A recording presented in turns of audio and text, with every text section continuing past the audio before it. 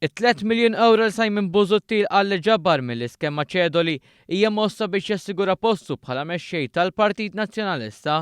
Għal dan Ian Castal de Paris, ex-kunsillier u membru tal-amministrazzjoni tal-Partit Nazzjonalista.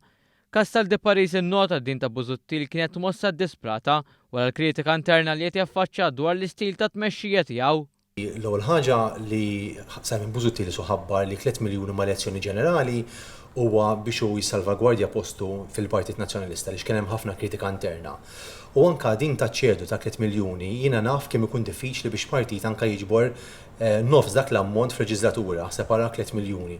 Bl-iskema ċedu li dawk li jselfu qed jingħataw garanzija importanti l-anonimità, ħaġa li Castal de Paris iddeskriva bħala farsa fl-isfond li Simon Busuttil ħobb jagħmilha tal-paladin ta' trasparenza. Hija farsa għaliex jekk partit irid juri kemm hu trasparenti, jekk Simon Busuttil jimxi mal-vera l-politika li qed jgħid ma jridx ikollu political obligations, l-ewwel ħaġa li għandu jagħmel allura kull min jagħti donazzjoni kemm jekk taqa' taħt aspett legali u kemm anke jekk forsi taħt skema ċedola li jagħmlu huma, imissu jgħid minnu dal-persuna u persuni li ta' dal-ammont. Żied jgħid li l-aġir ta' Simon Busuttil juri djufija, karta li labbix minna li juri l-Partit Nazzjonalista huwa b'saħħtu.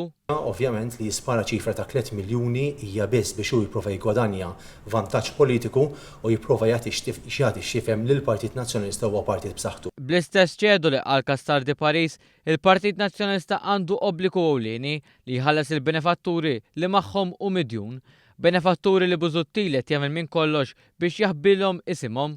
Naħseb iktar huwa mument ta' paniku għal Simon Busuttil fejn kull min għandu obbligu lejn ċerta benefatturi tal-partit trid jarx jagħmel biex jaħbilhom isimhom b'mod leġittimu legali.